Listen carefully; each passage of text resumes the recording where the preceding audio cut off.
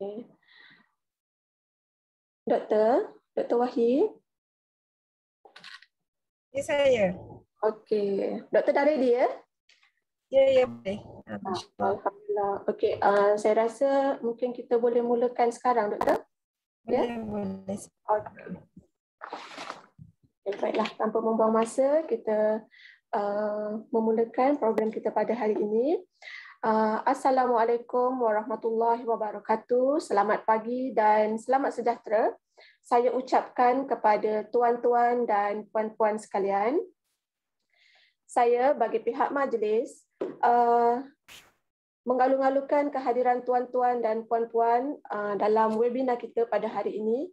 Terima kasih juga yang tidak terhingga saya ucapkan ke atas peserta sekalian kerana sudi meluangkan masa untuk menyertai dan mendengar sesi perkongsian yang bakal disampaikan sebentar nanti.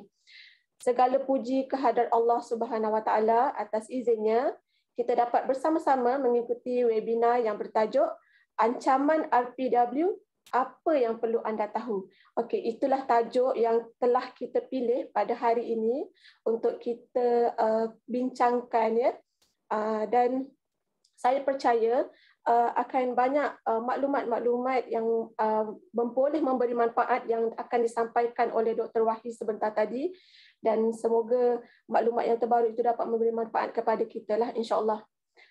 Untuk makluman tuan-tuan dan puan-puan sekalian, webinar ini dianjurkan oleh Bahagian Biosecurity Tumbuhan Jabatan Pertanian Kuala Lumpur. Sebelum memulakan majlis, saya ingin memohon dan mempersilakan para peserta webinar sekalian untuk sama-sama berkongsi pautan webinar kita pada hari ini agar lebih ramai lagi yang dapat bersama kita pada hari inilah, kerana setakat waktu ini kita ada dalam 100 lebih lah, hampir 200 orang yang menyertai, dan saya rasa rugi sekiranya perkongsian ini kita tak kongsi dan tak ramai orang sepatutnya boleh tahulah benda ni ya. Okey. Saya Nur Asmah binti Ismail Bontak merupakan moderator webinar dan wakil urus setia yang akan mengendalikan program kita lah hari ini. Baiklah, sebelum kita meneruskan webinar kita, saya akan membuat beberapa makluman bagi memastikan program kita pada pagi ini berjalan dengan lancar. Makluman yang pertama, audio bagi webinar ini telah disetkan untuk penceramah dan urus setia sahaja.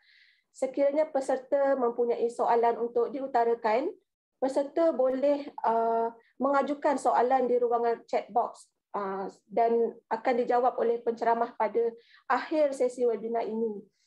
Dan makluman yang kedua, pihak urus setia akan membacakan beberapa soalan. Itu sekiranya masa tidak mengizinkanlah, kita akan pilih hanya beberapa soalan yang terpilih sahaja untuk diajukan semasa sesi soal jawab nanti. Soalan yang tidak terpilih akan cuba dibalas oleh penceramah ataupun tim penceramah yang berkaitan di ruangan chat box.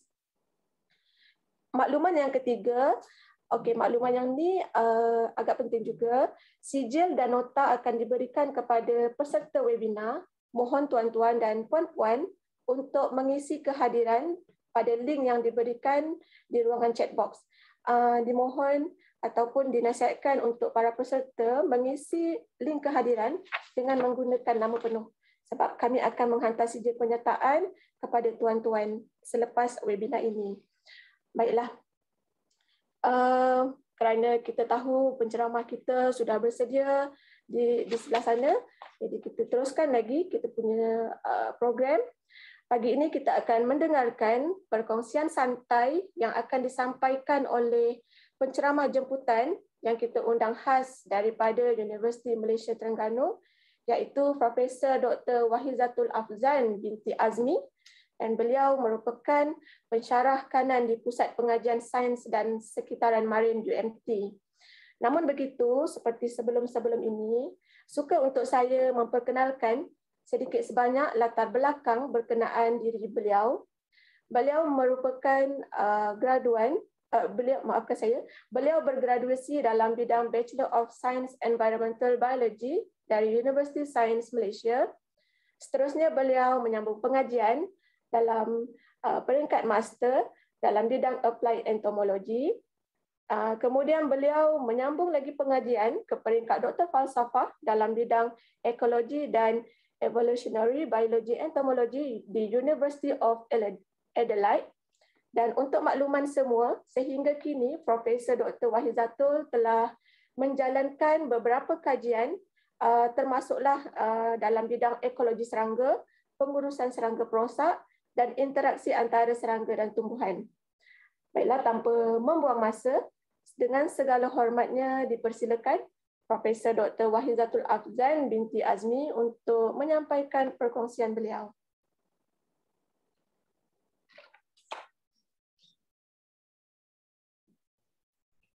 Assalamualaikum warahmatullahi wabarakatuh. Boleh dengar ke? Waalaikumsalam warahmatullahi wabarakatuh, Doktor. Ya, boleh. Jelas suara Doktor. Alright. So, slide saya ada nampak ya? Pak Doktor. Okay. So Assalamualaikum warahmatullahi wabarakatuh dan selamat pagi. Terima kasih saya ucapkan kepada Urus Setia dari Jabatan Pertanian yang telah menjemput saya untuk berkongsi tentang kajian yang telah saya lakukan semenjak tahun 2011 lagi lah bersama Jabatan Pertanian Negeri. So hari ini saya akan kongsikan secara santai lah macam Urus Setia sebut tadi, Puan sebut tadi secara santai tentang ancaman RPW, apa yang perlu ada tahu dan saya mungkin boleh berkongsikan sedikit apa yang saya telah perolehi pengalaman saya sepanjang saya terlibat dalam kajian berkaitan dengan RPW. Okay, untuk hari ini punya perkongsian berikut adalah senarai kandungan kongsikan. Yang pertama berkenaan apa itu RPW, pengenalan kepada kumbang palma merah ataupun red palm weevil. Kemudian saya akan kongsikan bagaimana RPW membunuh pokok kelapa. Jadi ini pun penting supaya kita faham kesan ataupun dia punya simptom serangan. Selepas itu saya akan kongsikan status terkini serangan RPW di Malaysia. Yang ini mungkin Jabatan Pertanian ada data yang lebih terkini. Dan saya juga akan kongsikan pengurusan dan kawalan terkini RPW yang dilakukan di kebanyakan negara yang terlibat dengan serangan RPW dan juga aktiviti pendidikan RPW di UMT serta apakah potensi ancaman RPW ke atas tanaman kelapa sawit pula. Okey, seperti mana yang tuan-tuan puan-puan lihat sekarang ni, ini adalah gambar RPW dewasa, manakala di bawah ni adalah gambar larvae RPW. Jadi RPW yang kita sebut ni sebenarnya kalau di kumbang palma merah, red palm weevil. Scientific name dia adalah Rhicophorus ferruginous di bawah order Coleoptera, bawah kumbang ataupun weevil, dan di punya family Dryopteridae. Dan untuk makluman semua, RPW ni merupakan serangga perosak berbahaya untuk kebanyakan tanaman palma dan hasil, contohnya kelapa, kurma, sawi dan sebagainya. Dan mengikut laporan sebelum ini, terdapat lebih 29 spesies tanaman palma yang yang telah direkodkan merupakan perumah kepada red palm weevil. Dan serangan RPW ni amat sukar dikesan, terutama sekali pada peringkat awal kerana perosak ataupun culprit utama adalah dia punya larvae. Larvae ni dia adalah concealed borer. Dia di dalam umbut ataupun tanaman kelapa. Jadi kita tak nampak apa yang berlaku dalam pokok kelapa. Hanya dewasa sahaja yang terbang bebas. Jadi ini adalah ancaman yang sangat berbahaya dan serius khususnya untuk tanaman kelapa di Malaysia. Sekadar makluman inilah secara general dilaporkan pada tahun 2007 serangan RPW ni mula dilaporkan di Rutapai, Setiu, Terengganu. Waktu ni saya tengah sambung inilah sama PhD di Australia. Kemudian pada tahun 2011 pihak Jabatan Pertanian Negeri Terengganu yang diketuai oleh Tuan Haji Zazali Cik telah menjalankan tinjauan intensif RPW di setiap daerah di Terengganu, dan dari situ terdapat lebih 858 lokasi telah dikenal-pasti ada taburan rat palm weevil dan ada lokasi serangan RPW. Tahun 2016 pada mulanya di Kelantan, di Terengganu lah yang paling banyak taburannya. Kemudian selepas 5 tahun kemudian tu RPW telah dilaporkan serang 5 negeri. Di Perlis, Kedah, Pulau Pinang, Terengganu dan Kelantan lah. Dan yang terkini tahun 2020 kebanyakan negeri di Malaysia telah pun dikenal-pasti ada terdapatnya serangan RPW. Maksudnya bayangkan dari 2007 hingga 2022 dia punya sebaran atau taburan tu semakin meningkat, meluas dari semasa ke semasa. Dalam tempoh lebih kurang saya rasa dalam 10 tahun gitu. Jadi sedikit makluman tentang scientific name ataupun taksonomi seperti yang saya sebut tadi dalam kelas Insecta, order Coleoptera dan juga family Diropteridae. Dan ada setengah negara menggelarkan RPW sebagai Asiatic palm weevil, coconut weevil, red stripe weevil. Dan untuk makluman semua, red palm weevil ni telah digazetkan, telah dilistkan sebagai perosak yang dikuarantin oleh EPPO, European and Mediterranean Plant Protection Organisation, pada tahun 2008, 2007 begitulah. Dalam kala ikut senarai ni, senarai yang nombor 2, A2 list oleh EPPO. Dan daripada laporan yang lepas, ada banyak laporan-laporan ataupun published papers telah menunjukkan yang RPW telah menyerang banyak tanaman kelapa di India, di Sri Lanka, Indonesia, Burma, Punjab, Pakistan. Kalau di region Asia dia serang kelapa. Kalau di region Middle East ataupun Mediterranean dia akan serang tumbuhan kurma. Kalau di Europe palma landscape, dan di India pun ada laporan telah menyerang pokok kelapa sawit. Okey, ini adalah senarai tumbuhan perumah RPW. Yang ini daripada paper yang saya publish, yang saya compile dari banyak paper-paper. So kalau lihat senarai lah spesies perumah tanaman palma yang telah direportkan sebelum ini. So kalau lihat di Malaysia, kita ada dah di pokok kelapa, and then Levestona, Dicora Levestona chinensis, and then Metrosilent sagu, dan juga Roystenia, dan juga pokok kelapa inilah kurma, Phoenix canariensis. Ancaman yang kita nak ketara adalah kepada tumbuhan tanaman kelapa dan kurma. Dan kita direkodkan kelapa telah ditanam di 92 buah negara yang merangkumi 26 juta hektar, dan pengeluar terbesar adalah Indonesia, Filipina, India dan Sri Lanka. Dan setakat ini lebih daripada 14 negara telah dilaporkan diserang RPW. Maksudnya 15% daripada taburan tanaman kelapa ini telah confirm, telah declare, telah diserang oleh RPW.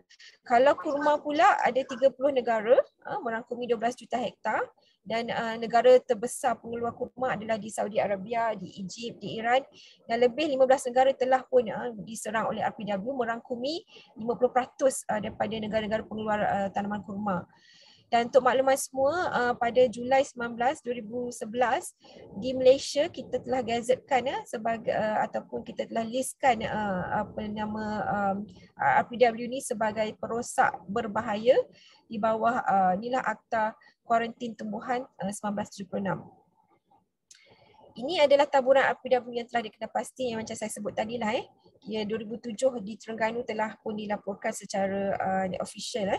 Dan kalau lihat map ni, ni adalah dia punya taburan ataupun distribution. Dan kalau lihat sini dia di bahagian tropika dan subtropika, di mana tanaman palma palme, Aracaceae banyak dilihat lah. Dan kalau lihat sini ni ada beberapa spesies bawah genus Rhacophorus. So setakat ni di Malaysia kita ada 2 spesies Rhacophorus. Ni saya tunjukkanlah senarai 10 spesies di bawah genus Rhacophorus, Rhacophorus bilineatus, depressus dan seterusnya. Di Malaysia ada 2 spesies yang kita telah rekodkan, iaitu Rhacophorus vulneratus. Ini kita panggil kumbang jalur, red stripe. Yang ni memang native ataupun indigenous asal di Malaysia. Yang ni ferruginous, dianggap invasif, memang invasif diintroduce. Yang inilah RPW. Yang ni dia ada bintik-bintik lah dekat di bahagian pronotum dia. Dan untuk makluman semua, dulu Rhacophorus vulneratus ni juga dia punya nama saintifik dia Rhacophorus sarch. Kemudian telah direvise, ni nama baru dia lah, nama saintifik dia. Dan dalam banyak-banyak spesies yang disenaraikan di sini, yang spesies EPPO listkan yang pertama adalah yang nombor 3 ni, Rhacophorus palmarum. Yang ni yang paling agresif, yang palmarum ni. Dan di Brazil, saya pernah ikuti satu seminar di Brazil, di ladang kelapa sawit, memang ada serangan Rhacophorus palmarum di ladang-ladang kelapa sawit, dan dia adalah vektor membawa penyakit ring disease. Ring disease ni memang yang paling ditakutilah di ladang kelapa sawit. So far kita tak ada rekod lagi lah Rhacophorus palmarum di negara kita. Dan untuk makluman semua, sebelum ini berlaku sedikit orang kata apa, salah faham dari segi identification lah. Red palm weevil ni sebelum ni ada satu paper ni dia mendedahkan yang Vulneratus dan Ferruginous ni adalah sinonim, maksudnya spesies yang sama. Dan kedua-dua ni boleh crossbreed, boleh dikacukkan. Jadi ada juga laporan mengatakan Ferruginous ni ada 3 bentuk morfologi genetik berbeza. Dan kita di UMT dan ada beberapa juga research institute telah menjalankan kajian molekular, dan kita dapati sebenarnya kedua-dua spesies ni, Vulneratus dan Ferruginous ni memang adalah spesies yang berbeza, bukan yang seperti yang declare oleh Hallett, iaitu sinonim. Kita dah tengok morfologi, kita tengok dia punya molekular, dan juga kita lihat dari segi breeding, dan kita cuba kacukkan, memang terbukti kedua-duanya ni adalah spesies yang berbeza. Dan untuk makluman semua, Ferruginous ni kalau dia punya native asalnya di bahagian Asia Tenggara, di bahagian utara, Sri Lanka dan Philippines, dan bahagian inilah yang merupakan punca ataupun yang bertanggungjawab, yang merupakan punca rebakan sebaran ke semua populasi di seluruh dunia. Maksudnya di Middle East, kita sebenarnya kalau ikut Ferruginous ni, dia punya origin ni di bahagian Asia. Jadi dibawa masuk ke Middle East menyerang kurma, sebab itu dipanggil invasive species. Dan yang menariknya, kalau di Malaysia, populasi RPW di Malaysia ni, bila kita tengok dia punya genetic profile, origin dia berasal daripada Middle East. Maksudnya red palm weevil yang ada di negara kita ni, yang kita detect yang selama ni, dibawa masuk sebenarnya dari Middle East, bukannya dari Sri Lanka, dari Philippines, tak. Maksudnya puncanya dari kurma. Itu yang menarik tentang populasi RPW yang ada, asal usulnya yang ada di Malaysia ni, khususnya di Terengganu. Okey, ini adalah kita hidup RPW. Kita hidup ni memang agak lama lah, lebih kurang kalau ikut rekod ni kadang-kadang mengambil sampai 5 hingga 6 bulan lah. Tapi dia bergantung kepada tumbuhan perumah. Jadi kadang-kadang kalau tumbuhan perumah dia katakan di umbut kelapa, mungkin dia punya kita hidup dia lebih singkat berbanding dengan tumbuhan perumah spesies lain. So kalau lihat sini, ini adalah telur RPW, lebih kurang 3 hingga 4 hari mengambil masa untuk menetas. Dan mengikut kajian kami, seekor betina ni mampu mengeluarkan sebanyak lebih 250 telur sepanjang tempoh dia produktif. Setiap hari dia akan mengeluarkan telur. Kemudian selepas itu telur menetas akan menjadi larvae. So larvae ni adalah inilah peringkat yang paling orang kata destruktif. Inilah yang orang kata apa, the silent killer of coconut palms. Yang ini dia ada yang direkodkan 3 instar, ada yang 5 instar, tapi so far kita tengok paling banyak 9 instar. Maksudnya 9 kali dia membesar salin kulit dan dia punya tempoh 25 hingga 105 hari lebih kurang 3 bulan gitulah. Kemudian selepas larvae ni dia kuat makan. 24 hours dia makan macam eating machine. So selepas larvae dia akan stop eating, dia akan transform menjadi pupa. Pupa ni lebih kurang 18 hingga 30 hari. So waktu ni dia akan berhenti makan, dia akan construct kepompong kita panggil kokon ni untuk dia berhibernate, dia akan transform menjadi dewasa. So dewasa ni mampu hidup dalam sebulan ke 2 bulan dan hidup dia hanyalah untuk mating, untuk kata apa, untuk menghasilkan telur, untuk memastikan populasi dia sustain. Okey. Ini adalah gambar rajah bagaimana RPW membunuh pokok kelapa. Okey, kalau lihat ini betina. Betina ni dia mempunyai mouth part ataupun kita panggil big rostrum yang sangat panjang. So di sini ni dia punya mandible. Mandible ni macam pengorek ataupun gigi. Sangat tajam mandible ni, tridentate dia 3 inilah macam ni bentuk gini. So dia yang macam gerudi. Dia boleh boring, borer di bahagian pucuk ni untuk dia menembusi bahagian umbut. Umbut ni kita tahu umbut adalah yang paling orang kata heart, jantung kepada tanaman kelapa. Inilah yang tisu paling lembut, yang inilah tempat di mana betina ni akan lay eggs, mengeluarkan telur. So selepas tu dia terbanglah mencari perumah yang lain. So telur-telur ni nanti dia akan menetas dan menetas menjadi larvae. Macam saya sebut tadi, larvae ni dia kuat makan. Dia akan makan habis umbut kelapa tu yang berada di bahagian sini. Dan sememangnya kita sebagai orang biasa ni, kita tak tahu yang apa yang berlaku dalam pokok kelapa ni. Sebab umbut ni dalam bahagian dalam. Jadi kita tak tahu peringkat adakah dia sudah diserang atau belum. Sebab walaupun kadang-kadang pokok ni diserang RPW, dia masih berbuah, masih lagi produktif. Sampailah kita nampak simptom macam ni. Yang ni kita panggil umbrella shape atau yang ini dah terlalu lewat. Waktu ni loss dan pokok ni untuk jadi seperti ni batang macam ni. So memang yang paling kritikal adalah untuk pengesanan awal di bahagian umbut kelapa yang memang kita tahu kelapa ni tinggi. Itu adalah antara cabaran kita untuk mengenal pasti serangan awal. Okey, sedikit inilah saya nak kongsikan rakaman video agrojournal yang telah dipaparkan saya rasa dalam tahun 2014 yang lepas.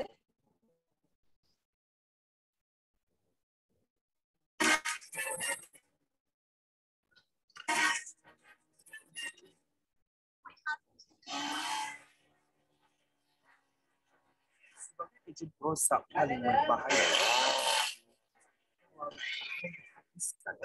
kumbang merah palma ini berpindah pokok yang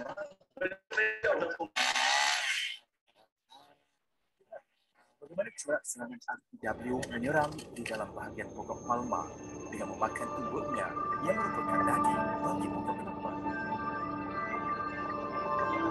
Ini kerana jika dibiarkan jangka hayat kumbang palma merah berpanjangan, industri tanaman kelapa negara akan terus mengalami kerugian sejumlah RM437 juta setahun. Kami amat risau sekiranya suatu hari nanti selepas kumbang red palm beetle ini menyerang kelapa di Terengganu, mungkin suatu hari nanti dia akan switch ataupun akan berubah menjadi tumbuhan perumah yang lain. Teman kelapa sawit. Okey, itu adalah sedikit selingan lah yang untuk makluman semua. Agrojournal telah menjalani penggambaran di Terengganu tentang serangan RPW lah ya. Jadi di sini saya nak kongsikanlah taburan RPW yang direkodkan pada tahun 2007. Maklumat ni dikongsikan oleh Tuan Hadi Zazali, Cik. So dulu kalau lihat RPW di Pandan. Okay, kemudian dia pergi ke Mawar and then matak, dan ada juga direkodkan dengan variety Melanthol. So dari 2007 kemudian 58 lokasi waktu tu, dan tahun 2011 dia boleh dikatakan semua daerah di Terengganu memang kita dapati ada simptom ataupun tanda-tanda serangan RPW especially di lokasi yang banyak kelapa. Dan kelapa di Terengganu ni banyak di pesisiran pantai. Dan kalau lihat ni yang warna biru ni adalah yang taburan RPW, yang warna merah ni yang jalur ni lah, Phanerotus. Dan sekarang ni pergerakan dia dah masuk ke dalam inland, dari coastal line dah masuk ke dalam inland, sebab banyak dah perumah kelapa yang dah tak apa kata yang dah tak ada, so dia dah mula masuk ke bahagian inland dan cari perumah yang baru. Yang ni yang saya kongsikan daripada inilah Jawatan Kuasa Teknikal RPW Jabatan Pertanian tahun 2020. Dulu 5 negeri 2016, 2020 ni tengok ni semua negeri dah ada dah bilangan RPW yang dikesan melalui tangkapan perangkap feromon. Dan kalau lihat di sini juara memang Terengganu lah paling tinggi, iaitu RTD melebihi 1. Yang ni yang paling latest lah tahun 2021. Kalau lihat sini Terengganu yang paling champion lah, dekat 5,000 lebih bilangan RPW yang ditangkap. Diikuti oleh inilah Kedah, Kelantan, Kedah dan Perak. Yang kita risau ni negeri-negeri yang mempunyai tanaman kelapa yang secara large scale. Okey, ini adalah gambar-gambar RPW yang kami melalui perangkap feromon. Kalau lihat sini macam-macam saiz, ada yang kecil, ada yang besar, dan sekarang ni kalau compare tahun 2010 dengan 2022 ni, saiz RPW ni makin mengecil. Ini yang saya nampak very obvious perubahan.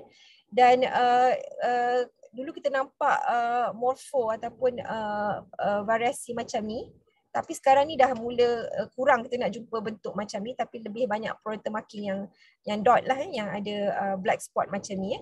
So banyak sangat dia punya variasi, tapi bila kita check dari segi molekular, mereka adalah yang sama, iaitu Rhinoceros virginis. Even dia punya wing venation pun ada variasi, ada perbezaan di antara satu individu ke satu individu.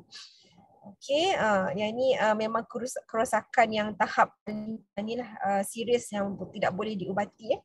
Okey. Juga satu dapatan ataupun observation yang menarik.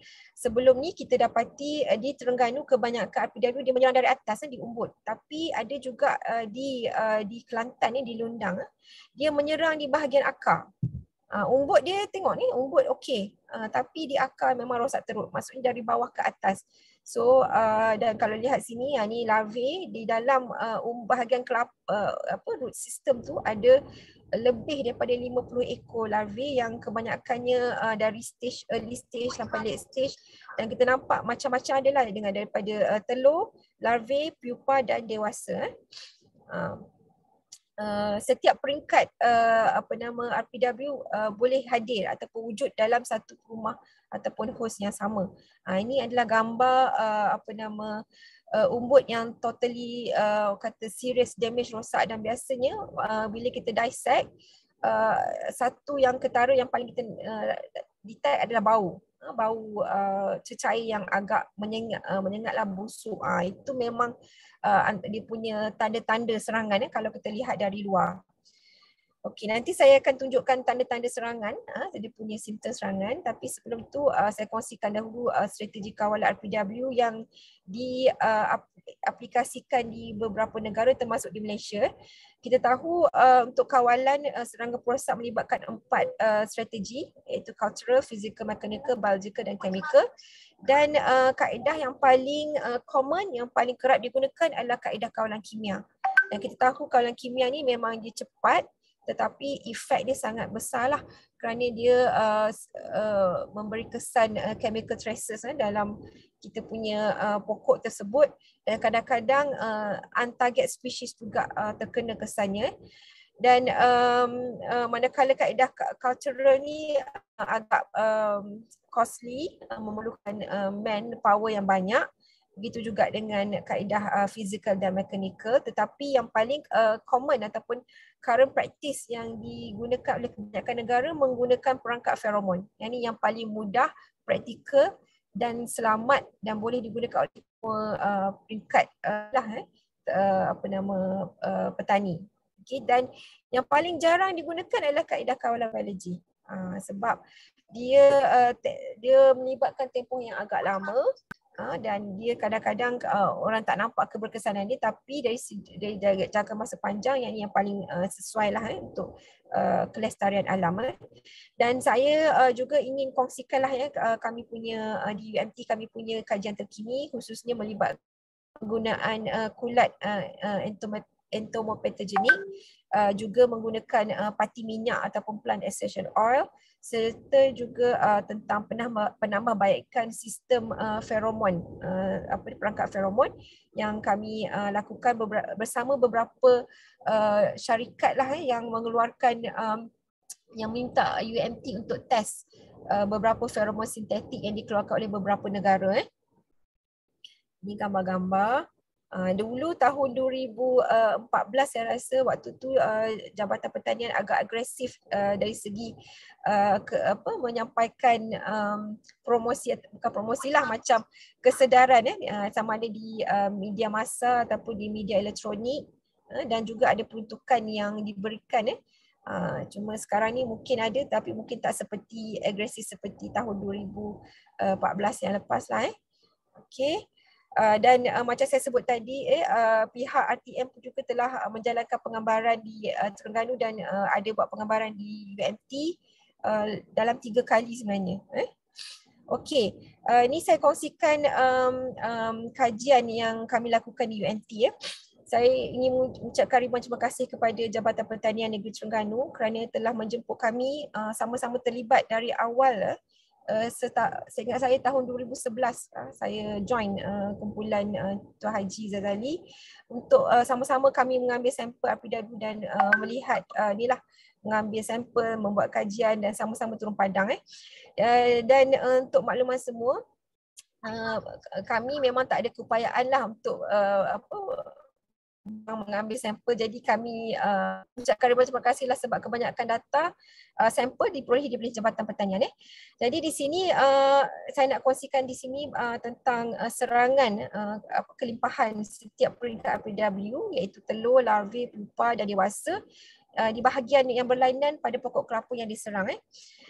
Contohnya di sini seingat saya sudah dekat lebih 30 batang pokok kelapa yang saya rasa mungkin lebih kot yang Jabatan Pertanian dah tebang. Jadi kami ambil data-data dan kami rekodkan secara daripada pokok kelapa yang ditebang.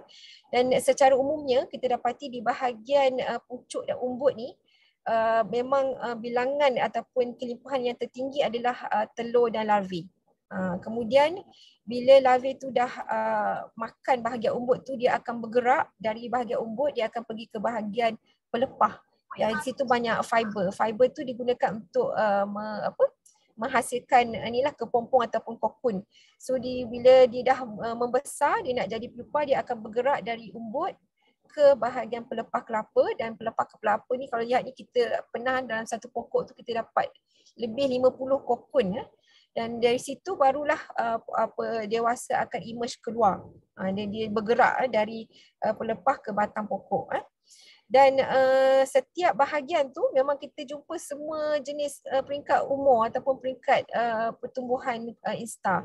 Daripada second instar sampai 8 instar. Yang paling besar, yang paling late instar lah dekat bahagian, terutamanya di bahagian umbut dan juga bahagian pelepah. Ini secara general lah, telur memang bahagian umbut yang kita jumpa. Kalau larvae ni banyak di umbut sebab ini sumber makanan dia. Dia membekalkan makanan yang inilah untuk larvae ni, dan dia akan bergerak ke tisu lembut di bahagian batang, lepas tu dia bergerak ke pelepah. Pelepah dia kurang, tapi pupa banyak di bahagian pelepah sebab di sinilah pupa akan construct kokun untuk dia berhibernate lebih kurang sebulan, and then baru dikeluar daripada pelepah tu keluar menjadi dewasa. Okey. Jadi dan daripada observation atau report yang kami inilah kumpulkan bersama Jabatan Pertanian, rat palmweevil ni boleh menyerang sama ada di bahagian atas ni dekat pucuk ni untuk serang terus ke umbut, ataupun dia boleh serang ke bahagian root system akar, macam yang saya tunjuk di Lundang di Kelantan ni, dia tak serang kat atas, dia serang kat bahagian akar, ataupun dia boleh serang terus ke bahagian batang. Yang ni batang ni dia akan masuk lubang yang ditebuk oleh Oryctes rhinoceros, iaitu kumbang tanduk. Dia akan guna kumbang tanduk sebab dia tak mampu nak tebuk batang ni sebab dia punya mandible tak cukup kuat, tapi dia second host lah. Dan lagi satu, kita nampak yang simptom yang paling obvious, ada crack, ada macam crack dekat bahagian pelepah, dan of course sini ni shoot dia akan jadi brown dan dia akan drop, dia akan turun macam bentuk umbrella pun skirt shape macam tunjuk lah. Yang ni memang fasa yang terakhir lah, stage 4. Waktu ni memang umbut dah totally lost. Okay, manakala kalau bahagian batang ni, kalau tengok sini ni kita nampak macam ada lubang. Lubang ni kita dapati ditebuk oleh kumbang tanduk, and then akan diserang oleh secondary pest yang seterusnya, rat palmweevil, dia akan masuk ke dalam sistem badan, sistem pokok kelapa tersebut lah. Dan masa kita buat observation ni memang kita dapati banyak pest-pest yang lain, termasuk Brontispar, termasuk Oryctes. Ini yang berlaku lah. Macam ni kalau kita nampak once ada 2-3 pokok yang ada simptom macam ni, the next month dia akan pindah ke perumahan yang lain dan dia akan jadi macam ni lah. Dan pokok ni sudah pasti sebenarnya kita nampak sihat, tapi dalam tu memang ada serangan RPW. Dan persoalan sekarang ni, adakah akan menyerang kelapa sawit? Okay. Dan memang setakat ni tiada laporan rasmi tentang serangan kelapa sawit, tapi kita ada buat kajian. Kita tengok di beberapa ladang kelapa sawit Felda di sekitar Terengganu. Kita pasang perangkat feromon untuk kita tahu adakah wujudnya kehadiran RPW, dan pada masa sama kita jalankan di makmal. Tengok dari segi diet yang dimakan oleh RPW, larvae RPW bila diberi umbut kelapa sawit. Contohnya di sini inilah dah lama dah kami buat ni. Waktu ni dibenarkan, sekarang tidak dibenarkan lagi untuk menjalankan kajian di dalam meletakkan feromon di dalam ladang kelapa sawit sebab kita risau dia akan terus serang pokok kelapa sawit. Kita dapati memang ada sebab ini memang ada perkampungan peneroka Felda yang memang tanam pokok kelapa. So bila ada pokok kelapa, dia pun memang akan adalah RPW, dan bila ada RPW ni memang ada di sekitar ladang kelapa sawit. Jadi ini adalah persoalannya. Apa yang RPW buat di ladang kelapa sawit? Adakah RPW juga memakan umbut kelapa sawit tetapi belum merosakkan kelapa sawit? Dan memang saya setakat ni tiada laporan rasmi lagi, tetapi ada report sebelum ni RPW hadir di dalam ladang kelapa sawit, cuma bukti serangan dia menyerang umbut kelapa sawit di ladang belum lagi dijumpai secara rasmi, dilaporkan secara rasmi. Tapi kalau kita buat di makmal memang terbukti dia boleh makan umbut kelapa sawit. Yang ni yang saya nak kongsikan lah. Kalau kita yang introduce, kalau kita memberi makan kelapa sawit untuk kepada RPW, contohnya macam ni kita test menggunakan anak pokok kelapa sawit dan kita lihat memang ada bukti di umbut anak pokok kelapa sawit tu pada minggu ketiga tu ada larvae RPW, membuktikan bahawa sebenarnya RPW ni mampu deposit eggs di umbut kelapa sawit. Ini minggu keempat, dan ini yang lihat, maksudnya boleh kita beri macam memaksa ataupun RPW terpaksa menukar tumbuhan perumah kelapa sawit. So daripada kajian yang kami lakukan ni memang terbukti dia mampu untuk memusnahkan umbut kelapa sawit. Dan di Makmal kami pernah melakukan ujian diet. Kita bagi umbut kelapa sawit dengan batang sagu. Kita nak lihat dari segi kelakuan behavior, feeding behavior. So memang kita culture dalam condition Makmal lah, dan kita tengok berapa lepas dia makan tu dia punya life cycle dia. And then kita juga lihat inilah parameter yang lain. Dan menariknya bila kita buat perbandingan, memanglah seperti yang kita expect, diet umbut kelapa yang paling tinggi yang dimakan oleh larvae RPW diikuti oleh umbut kelapa sawit dan last sekali sagu. So paling disukai adalah kelapa. Dan kita juga buat comparison dari segi tumbesaran. Dan kalau lihat di sini, larvae, life stage larvae dia mengambil masa dalam 86 hari untuk dia berubah kalau diberi makan diet kelapa, and then dia akan jadi pupa. Dan yang menarik sekali, yang saya rasa dapatan paling menarik ni, bila kita bagi makan umbut kelapa sawit, dia punya tempoh larva stage ni lebih singkat atau pendek. Kalau kelapa dia ambil masa dalam 86 hari untuk dia fully develop, tapi kelapa sawit dalam 40 hari je. Kemudian terus dia transform menjadi pupa. Walaupun dia prefer as a second preferred diet, tapi tempoh dia membesar lagi singkat. Dan yang paling kurang digemari adalah batang pokok sagu. Tapi batang pokok sagu ni menjadi alternatif rumah selain daripada kelapa dan kelapa sawit. Jadi ini yang kita risau ni, sebab dia mampu untuk memakan umbut kelapa, mampu develop. Maksudnya dia boleh makan, dia develop daripada telur, larvae jadi pupa, dan pupa tu boleh jadi dewasa. Cuma saiz dia kecil sikit yang kita dapati tu. Yang macam saya sebut tadi lah, peringkat larvae dia jadi pendek. Daripada 7 jadi 6. Kalau pokok kelapa diperlukan tadi tu 86 hari. Kalau kelapa sawit 39 hari je. Pupa pun singkat 16 hari.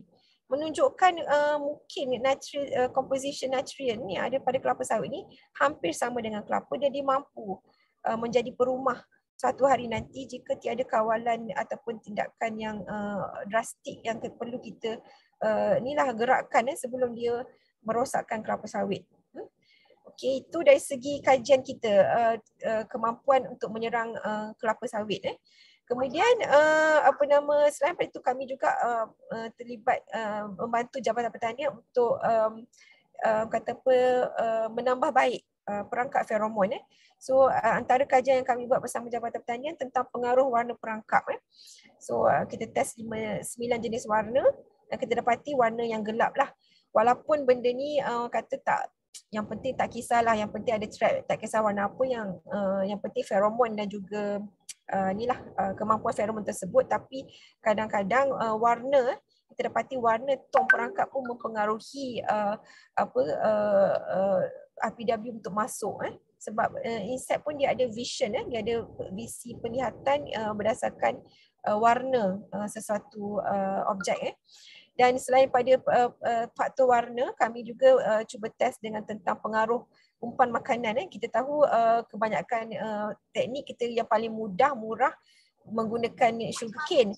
Tapi kalau kita replace, kita letak umbut kelapa, kita letak nenas ataupun sagu, sebenarnya yang paling tinggi adalah pineapple.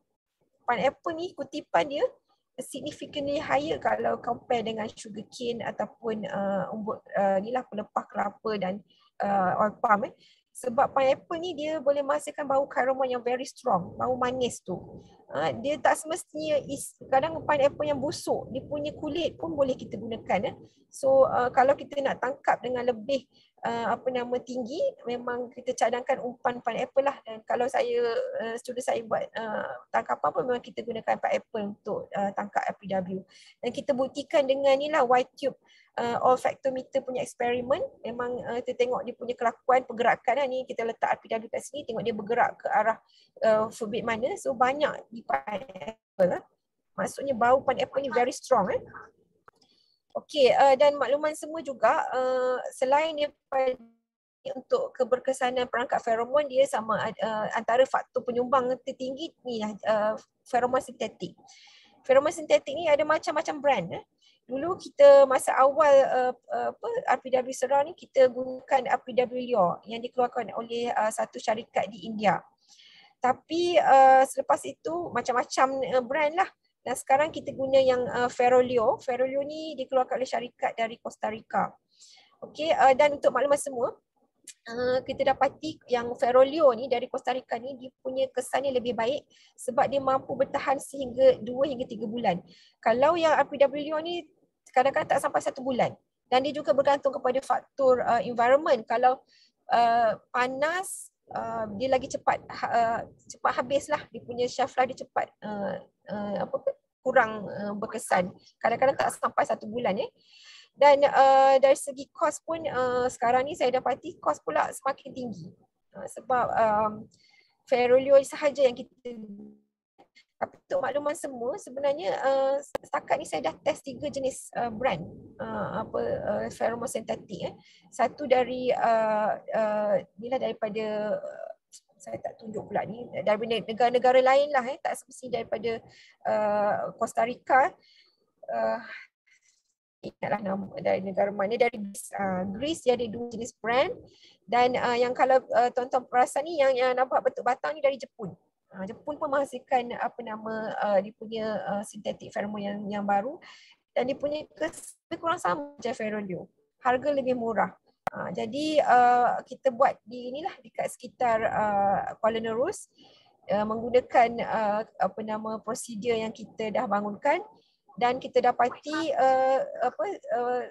feromon sintetik yang dari negara lain sebenarnya lebih kurang saja dia punya keefisienan dia berbanding dengan yang kita gunakan sekarang, Ferolio. Malah saya nak puji juga yang Jepun punya teknologi ni dia lebih mesra lah, lebih praktikal. Kita hanya gantung je dia punya feromon ni tanpa perlu tebuk ataupun buat apa-apa ni lah. Just gantung dan biarkan. Dan yang menariknya RPW pun bergantungan lah dekat dia punya perangkap ni, dan lebih bersih. Kalau tidak kita dapati penuh lalat lah, everything lah kotor sikit. Tapi yang ni lebih rasanya lebih kata praktikal lah berbanding dengan sebelum ni punya feromon sintetik. Okey, urusan dia boleh lagi ke? Saya sambung ke? Ada lagi masa? Okay. Banyak lagi masa. Okey. Alright. Seterusnya kajian menggunakan kulat entomopatogenik. Yang ni yang saya tengah buat sekarang ni lah. Yang paling aktif saya buat sekarang ni dah fokus ke arah kawalan biologi. Kawalan biologi menggunakan entomopatogenik fungus ni sebenarnya dah lama dijalankan oleh kebanyakan negara di luar. Cuma teknologi ni mungkin di Malaysia ni kurang mendapat perhatian lah, sebab antaranya kita tahu kekangan ni adalah untuk memastikan keberkesanan dia sentiasa maintain. Sebab bila melibatkan fungus ni, kadang-kadang dia punya virulen dia tak cukup kuat, kadang-kadang dia down, sebab kita sentiasa kena maintain virulen strain fungus tersebutlah. Ini antara kekangan yang saya dapatilah bila kita nak praktiskan kaedah ni di lapangan. Cuma kena konsisten menghasilkan pure culture yang virulennya cukup kuat untuk kita lepaskan di lapangan. Dan kaedah ni saya rasa kaedah yang paling praktikal lah digunakan berbanding dengan agen-agen patogen yang lain lah. Sebabnya pengeluaran mass culture pun mudah, murah, praktikal, dan tidak menjangkiti manusia, tanaman, pokok kelapa tak akan efek, dan juga haiwan lain. Dan yang penting sekali kita kena tahu kaedah. Kita tak boleh just spray randomly sebab dia boleh membunuh untarget species, especially beneficial insects. Jadi kena tahu kaedahnya. Dan untuk makluman, saya dah bekerjasamalah dengan beberapa agensi pendidikan yang lain untuk kita apply kaedah ni di lapangan. Dan kita sekarang dalam proses kita nak tengok ada tak reduction population bila kita lepaskan di lapangan. InsyaAllah nanti kita boleh dapat full report sekurang-kurangnya 1 tahun data lah. Saya akan kongsikan sama ada kaedah tersebut berkesan ataupun tidak. Cuma yang menariknya tentang kulat ni dia memang dia perlukan perumah serangga. Kalau kena kulit manusia, kulit pokok, dia tak akan bertindak balas sebab dia memang ada special protein ataupun enzim yang mampu penetrate ataupun hydrolyze exoskeleton kulit rat palm-beaver ni yang kita tahu sangat keras. Bila dia masuk ke dalam body cavity ataupun badan kumbang ni, dia akan germinate, bercambah. So kalau dia akan, jadi kita nampak behavior RPW ni dia jadi macam kurang aktif, kurang nak makan, kurang nak mating, dan selepas 3 hari dah mati, selepas seminggu akan keluar hyphae warna putih dan lama-lama kita nampak warna hijau. Ini maksudnya spores lah, spora meteorizium yang mula keluar dari dalam, keluar ke dari dalam badan, keluar badan RPW. Jadi ni kajian yang kami lakukan menggunakan strain yang sendiri kita isolate ataupun kita pencirkan dari Terengganu. Seawal 3 hari dia mati dan selepas 7 hari penuh satu badan dengan warna hijau ni lah dia punya spora ni yang keluar daripada badan RPW. So jadi kulat ni lah yang kita akan gunakan untuk yang sedang kita test di lapangan untuk lihat berkesan tak kaedah ni untuk mengawal populasi RPW. Jadi untuk maklumat sebenarnya banyak strain yang kita pencirkan semuanya dari Terengganu, tapi kita nampak ada satu strain yang berpotensi digunakan untuk aplikasi di lapangan. Okay, selain menggunakan kulat tersebut, kumpulan pendidikan kami juga menggunakan peti minyak ataupun essential oil untuk lihat kesan terutama sekali ke atas larvae. Jadi kita pilih eugenol dan thymol. Eugenol dan thymol ni daripada tumbuhan herba. Kita tahu ada setengah tumbuhan ni dia toksik kepada serangga. Dia boleh menyebabkan serangga tu mati ataupun repel, menghalau serangga. Jadi daripada kajian ni kami dapati eugenol dan thymol ni dia mampu untuk membunuh RPW dengan kepekatan tertentu. Saya buat secara general, saya tak in detail.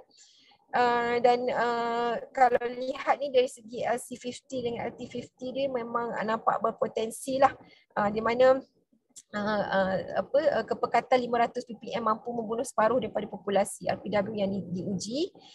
Kedua-duanya ada potensi dan kita nampak bila kita bagi contoh macam ni, kita celup diet dia dengan larutan pati minyak ni, bila larvae makan dia akan stop eating sebab dia mengganggu sistem penghadaman dan seterusnya dia mati.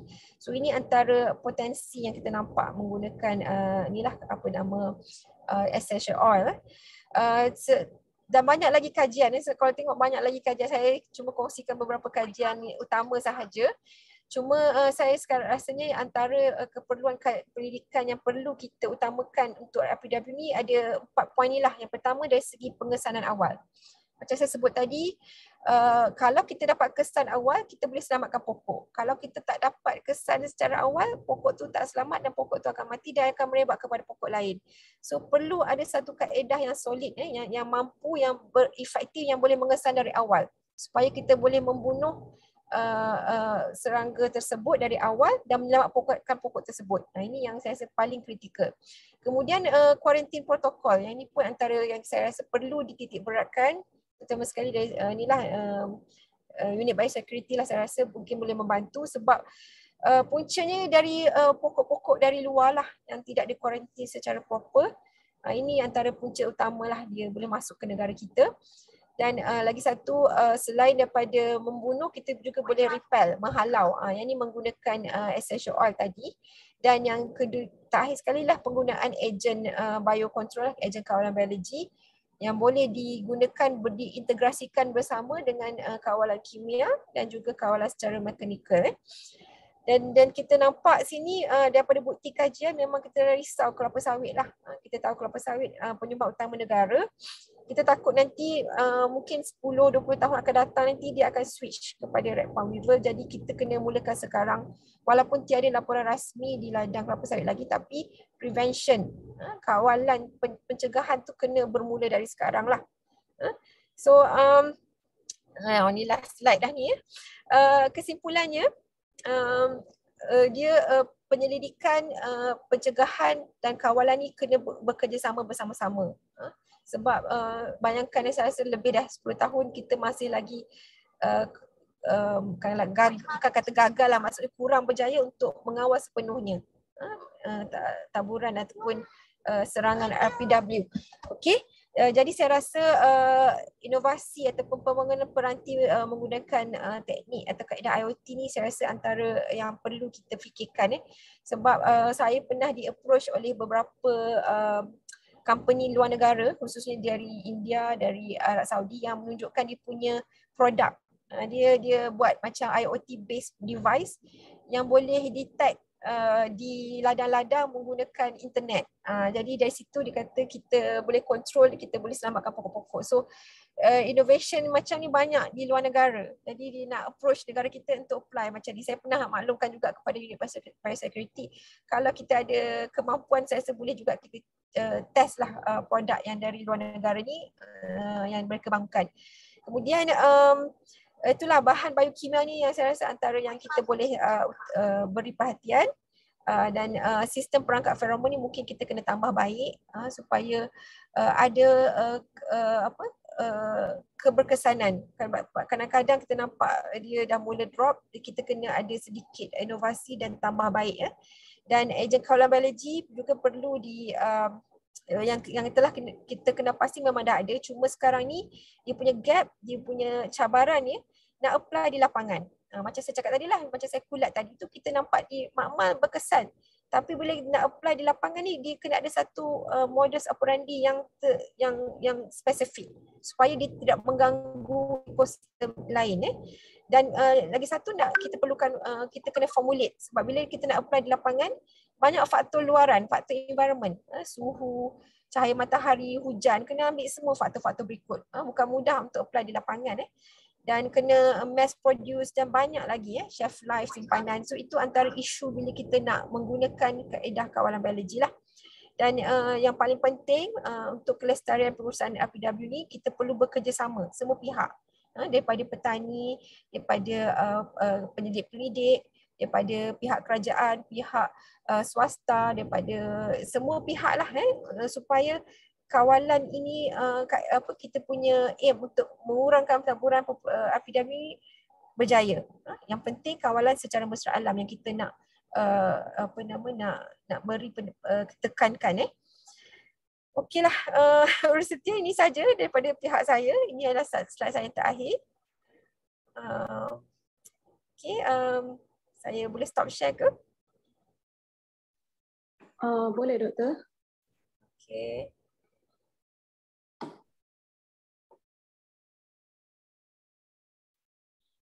Okey, Alhamdulillah. Terima kasih kepada Dr. Wahizatul Afzan atas perkongsian yang telah disampaikan oleh beliau sebentar tadi. Bila kita dengar dari awal perkongsian, dari awal slide perkongsian beliau, saya dapati slide yang ringkas, maklumat yang padat, penjelasan yang sangat-sangat jelas. Dan melalui perkongsian ini saya dapat banyak maklumat barulah. Yang pertama mungkin saya boleh katakan di sini, biasanya untuk mengawal sesuatu perosak, kita akan mungkin bukanlah kita tapi mungkin peranan kita, cabaran kita sebagai pegawai-pegawai pertanian ni, di mana para pengusaha lebih banyak mencadangkan ataupun mereka lebih suka memilih kawalan dengan menggunakan kaedah kimia.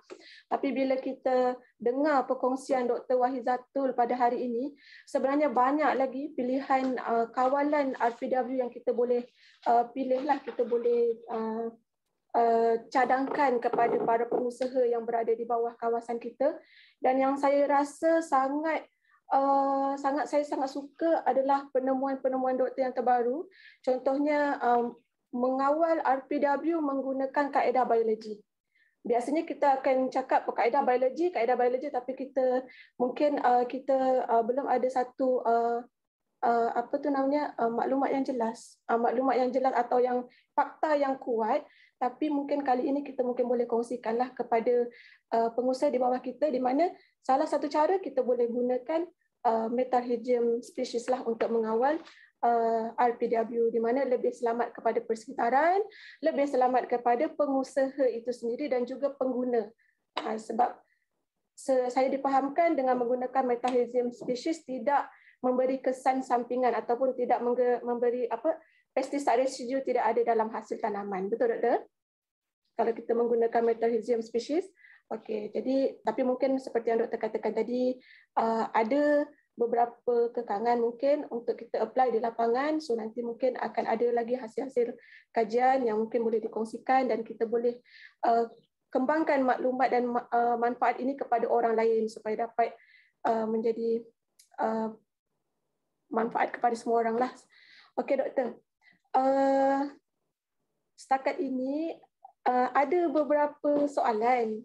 Okey, Doktor boleh ke kita mulakan sesi soal jawab? Boleh, saya pun tengah tengok chat room tadi macam banyak soalan, mungkin Puan boleh bantu saya yang soalan mana yang Boleh, ditanya. boleh.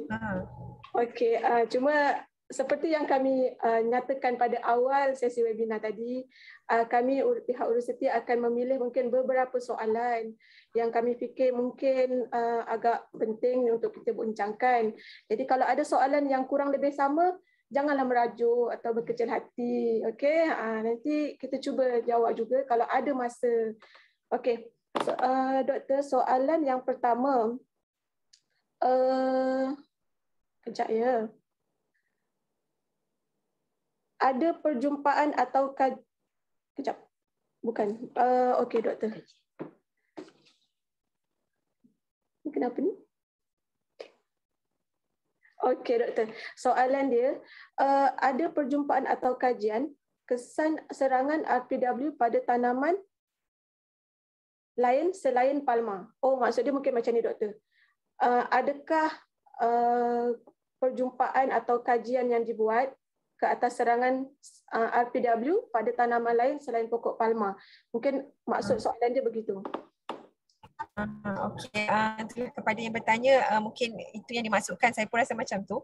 Okey, seperti mana yang saya kongsikan, kebanyakan tumbuhan perumah yang diserang oleh red palm weevil ni adalah tumbuhan family Araceae.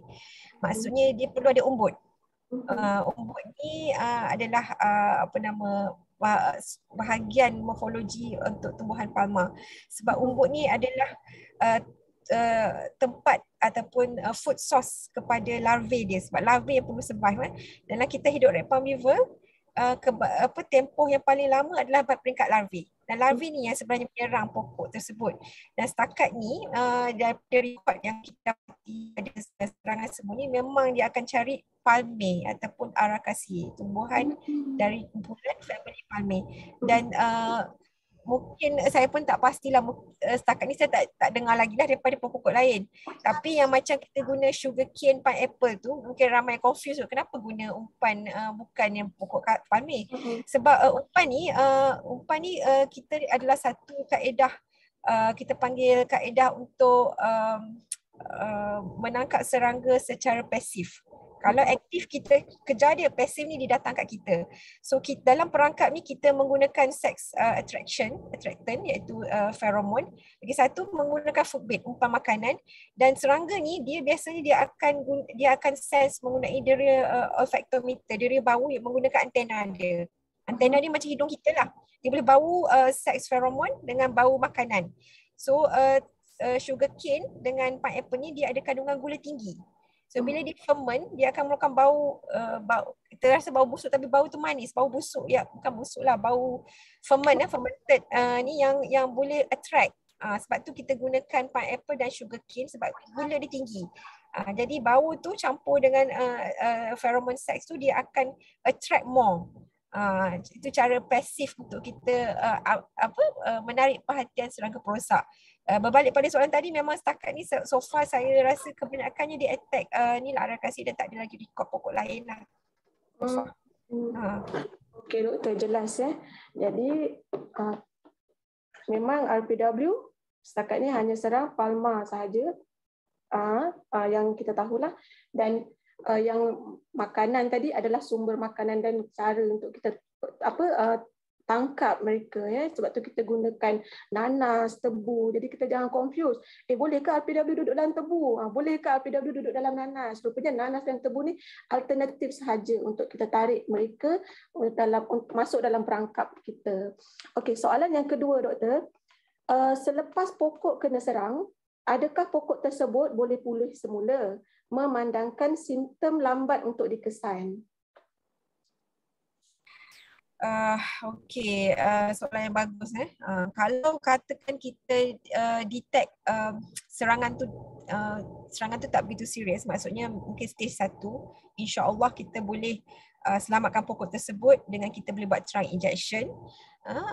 Dan saya rasa itu yang kaedah yang biasanya dijalankan oleh negara di luar, macam di Brazil, di Costa Rica, dia punya teknologi dia boleh kesan awal. So once dia tahu pokok tu dah ada serangan, dia terus buat trunk injection, and then pokok tu tak dibenarkan untuk di harvest for few months, and then dia akan buat monitoring lah, dan dia akan check so umbut selamat, so pokok tu pun selamat. Isu kita di negara kita di Malaysia ni nak buat yang nak kesan awal tu. Pertama, macam di Terengganu, kita punya pokok kelapa ni dia berselerak.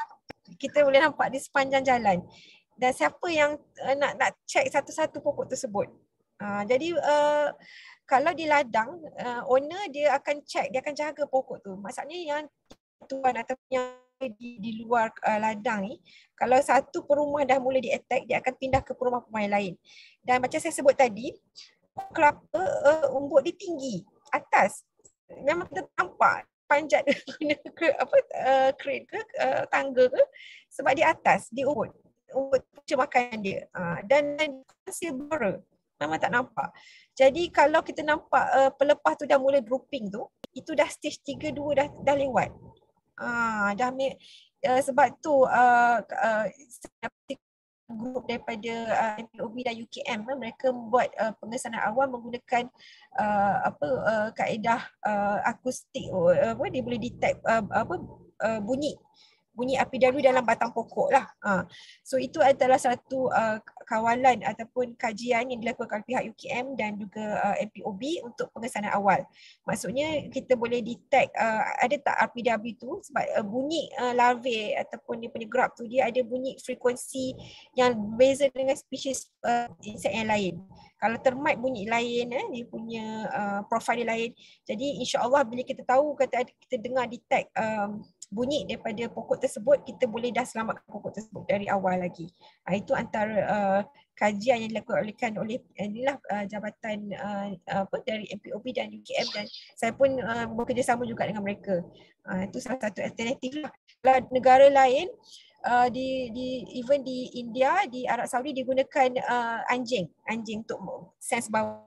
So bila dia tu bau sense pokok ni walaupun nampak sihat, produktif, dia dapat detect, sebab kadang-kadang anjing dia boleh detect bau bunyi manusia tak mampu detect secara kasar. So dia boleh selamatkan pokok tu dengan buat trunk injection lah, dan dia akan pantau. So insya-Allah pokok tu selamat. Tapi di Malaysia itulah kita punya cabaran untuk kita mengawal secara inilah, especially pokok kelapa yang dia ada sepanjang jalan, dan nak tengok umbut di atas tu pun susah. Jadi itu kekangan kita lah. Saya harap menjawab. Menjawab tak bersedia? Menjawab doktor, faham maksud doktor. Kalau serangan tu kita dapat kesan awal, insya-Allah kita boleh pulihkan tanaman kelapa itulah. Tapi sekiranya serangan tu pun kita kesan dah lewat, macam yang dalam gambar tadi doktor tunjuk dah ada umbrella shape dah peringkat yang tu dah terlewat. Umbut pun bahagian pucuk pun dah busuk, maksudnya fisiologi pokok memang lewat. Macam saya sebut tadi, umbut ni dia adalah satu dia macam jantung, heart of the coconut palm. Dia yang paling produktif di situ. Jadi kalau dah dia attack betul-betul macam very strategic, dia attack dekat umbut tu, memang the whole system akan collapse. Umbut lah yang control the everything, the growth, dia punya fisiologi semua bergantung pada umbut. Macam jantung manusia lah, kalau kita kena heart attack, kita mati. Macam tu juga dengan pokok kelapa. Analoginya lah. Ya. Okey doktor. Soalan yang ketiga, adakah penggunaan minyak disil dapat bunuh RPW dengan kaedah menebuk lubang pada bahagian atas pokok dan tuang disil tersebut? Saya tak pernah lagi buat kaedah tu, tapi diesel ni saya tak suggest lah. Saya rasa satu isu mungkin akan memberi kesan lah kepada kesihatan pokok, dan lagi satu saya tak pasti sebab diesel ni dia ada bahan kimia yang mungkin tidak berapa inilah sesuai dengan pokok kelapa. Jadi mungkin ada pakar-pakar yang boleh tolongjawab. Dari segi practicality saya rasa kurang sesuai lah. Dan tapi saya rasa diesel ni dia boleh repel, dia boleh halau. Tapi untuk inject masukkan dalam trunk, saya rasa kurang sesuai. Mungkin perlu kajian lebih lanjut untuk pastikan lah. Saya harap dapat menjawab lah. Boleh kita elakkan lah je doktor guna diesel. Kita boleh guna feromon ataupun guna tapi nak membunuh saya tak pasti lagi, tapi untuk halau boleh. Untuk membunuh takut efek pada pokok pula nanti.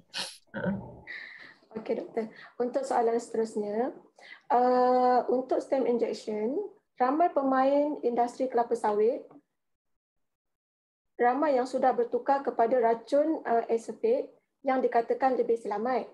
Manakala pokok muda yang ukuran dia kurang daripada 3 meter tinggi, penggunaan karbofuran atau karbosulfan yang ditabur pada celah-celah didapati berkesan mengurangkan serangan kumbang badak. Okey, adakah kedua-dua kaedah ini boleh digunakan untuk mengawal RPW? Okey, saya rasa boleh mengawal RPW. Sekurang-kurangnya ada effort sebabnya macam saya tunjuk tadi dalam slide, kita dapati ada juga pokok yang diserang oleh kumbang badak. Selepas diserang kumbang badak akan diserang akan di attack co-attack dia bersama-sama dengan red palm beaver.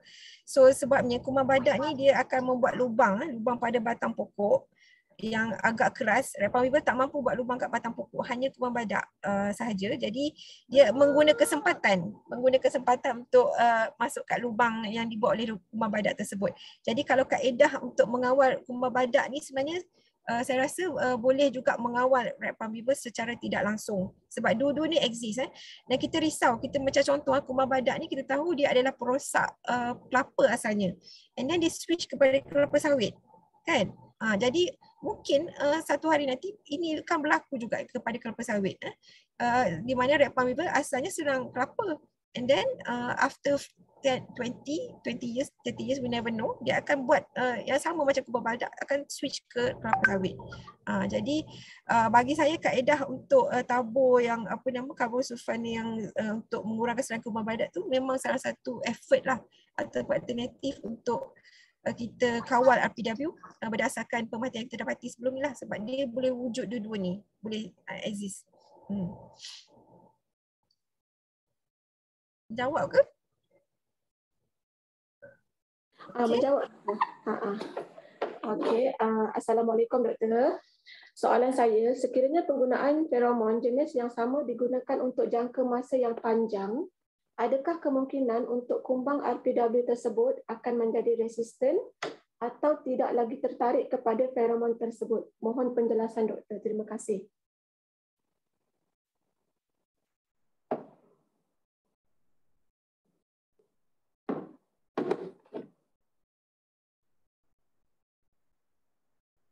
Doktor, tak dengar suara. Ya, saya punya cursor tak jumpa. Okay. Sorry.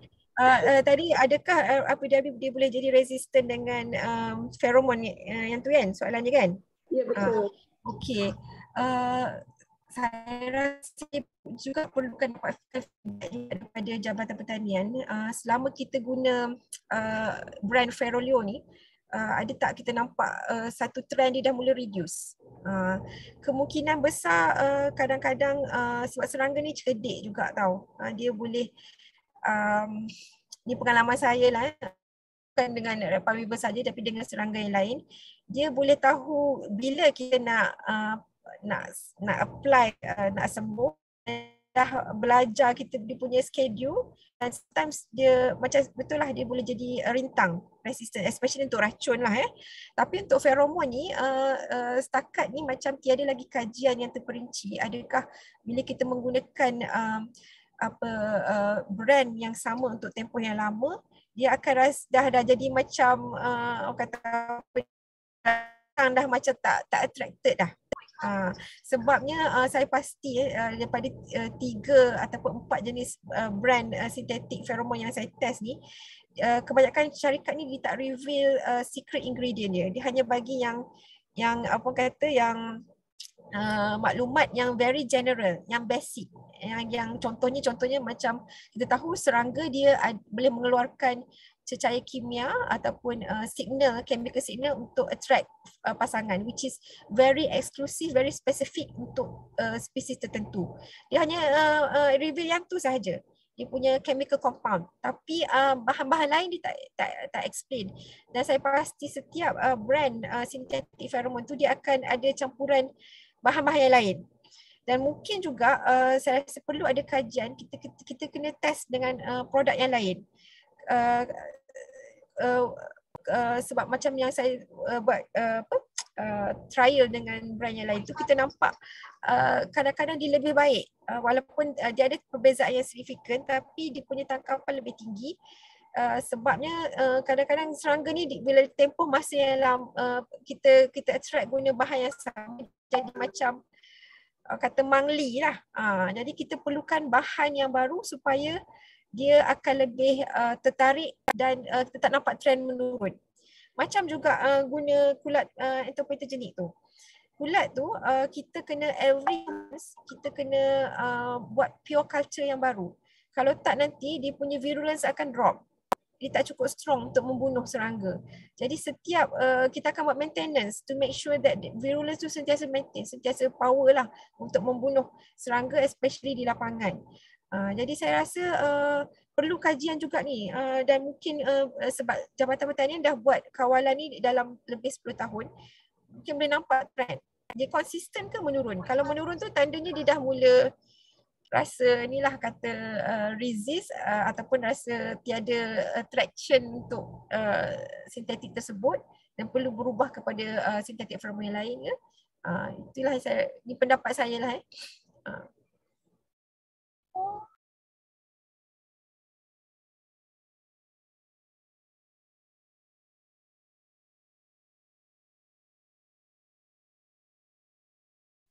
Okey doktor, soalan seterusnya. Pada pendapat doktor, adakah varieti kelapa boleh menjadi faktor kepada serangan RPW? Adakah pemerhatian yang dijalankan sekiranya terdapat varieti kelapa yang tidak menjadi atau kurang berisiko menjadi perumah RPW? Adakah peringkat umur tanaman yang terlalu berisiko diserang RPW? Dia ada 3 soalan doktor di sini. Okey, tapi saya faham soalan tu. Yang pertama, adakah varieti mempengaruhi? Yang kedua, faktor umur kan? Okey, pada asalnya masa mula-mula terlibat dalam kajian ni, kami berpendapat varieti. So pada mulanya diserang pokok varieti pandan. So kita assume pandan lah yang punya favourite pokok kelapa. Tetapi bila pokok pandan tu contohnya di retapai, bila pokok pandan semua dah mati, dia switch kepada matak. And then after matak pula mati, dia pergi pula kepada variety lain. Saya tak ingat variety apa, tapi banyak variety. Jadi kesimpulan di situ yang saya dapati lah, ni mungkin boleh betulkan lah, especially daripada pegawai Jabatan Pertanian. Kadang-kadang variety tinggi. Yang paling yang disuka sekali pandan dan matak. Dan ada juga saya tak ingat nama variety apa. Dan faktor umur. Faktor umur ni maksudnya bila pokok kelapa tu dah matang, dah boleh mengeluarkan buah, umbut dia dah besar, bila umur 6 tahun, 10 tahun tu, itu yang dia akan attack. Kalau pokok kelapa muda dia tak attack sebab umbut kecil. Itu faktor umur. Dan saya rasa variety pun mungkin sebab kalau pokok kelapa yang liar, yang tinggi tu, dia macam tak attracted. Dia attracted yang commercialized punya variety, yang umbut besar, yang menghasilkan buah yang besar. Ini pemerhatian yang saya dapati lah. So pertama betul variety, tetapi faktor umur juga mempengaruhi. Variety ni macam saya sebut tadi, kalau dia variety jenis umbut besar, kandungan gula tinggi, yang tu paling disuka. Okey doktor, faham. Okey, seterusnya doktor, tadi ada disebut Kajian di Felda dihentikan kerana kuatir feromon akan menambah populasi RPW. Jadi, adakah feromon macam mana ni? Jadi, adakah feromon adalah cara terbaik untuk menghalang RPW? Okey, sebabnya macam ni feromon ni dia boleh untuk kawalan tapi dia ada cara aplikasi lah. Di mana macam ni bila kita pasang satu umpan ni dia menarik maksudnya dia mungkin bukan dari kawasan, menarik bilangan yang ramai, dan bila menarik tu dia kemungkinan dia tak akan masuk ke perangkap, dia akan pula pergi ke tumbuhan. Itu yang kita risau. Sebab tu macam kita pun tak nak memberi risiko lah kepada kita punya pemilik ladang. Bila kita letak feromon tu, dia bukan sahaja menarik masuk ke dalam tapi menambahkan bilangan populasi perosak dan rosakkan pokok. Sebab tu kadang-kadang kita perlu belajar daripada negara luar yang mengaplikasikan feromon tu sebagai kaedah kawalan. Contohnya di Brazil, mereka menggunakan juga dia integrated, dia bukannya feromon 100%, dia pun tapi dia guna gak feromon, tapi dia punya prosedur dia takkan letak di dalam ladang, di luar ladang, di bahagian dia punya boundary, dia punya jarak dia. So meaning that penting juga feromon, sebab feromon ni dia akan memberi kita maklumat kehadiran dan kita akan aware. Cuma kaedah lokasi tu tak boleh di dalam ladang tetapi di luar ladang, dan dia punya distance yang dicadangkan. Jadi saya rasa ada beberapa perkara lah yang perlu kita belajar lah daripada negara luar yang berjaya mengawal populasi ni dengan cemerlang. Kita tengok macam mana kaedah dibuat. Sebab selama ni yang macam di Malaysia ni kita banyak kita terlalu depends pada satu kaedah. Feromon 100% untuk just nak check dia punya taburan ataupun nak kawalan. Sebenarnya tak boleh, dia kena kaedah yang integrasi dengan bermacam-macam kawalan, baru kita boleh control at least half ataupun more than half lah untuk kita kurangkan threshold attack itu. Tapi kalau itulah macam saya sebut tadi lah, tak digalakkan meletakkan feromon di dalam ladang sebab kita tak nak menyebabkan risiko sebaran tu lagi tinggi bila letak di dalam. Dia kena di luar. Ada lagi kesoalan berkaitan feromon?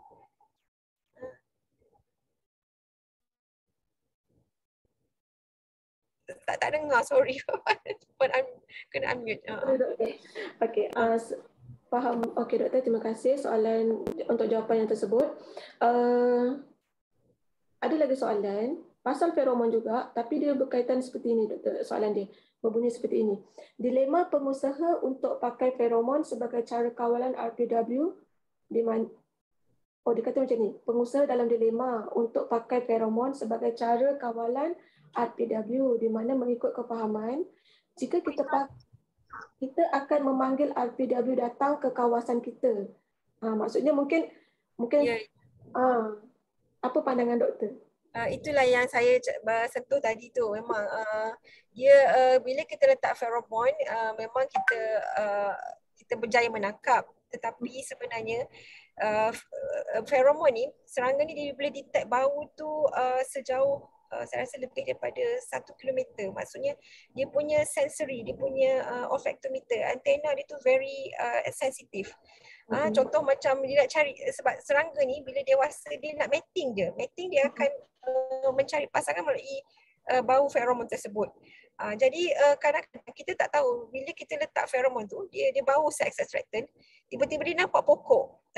Dia akan pergi pokok. Jadi itu antara yang kita risau.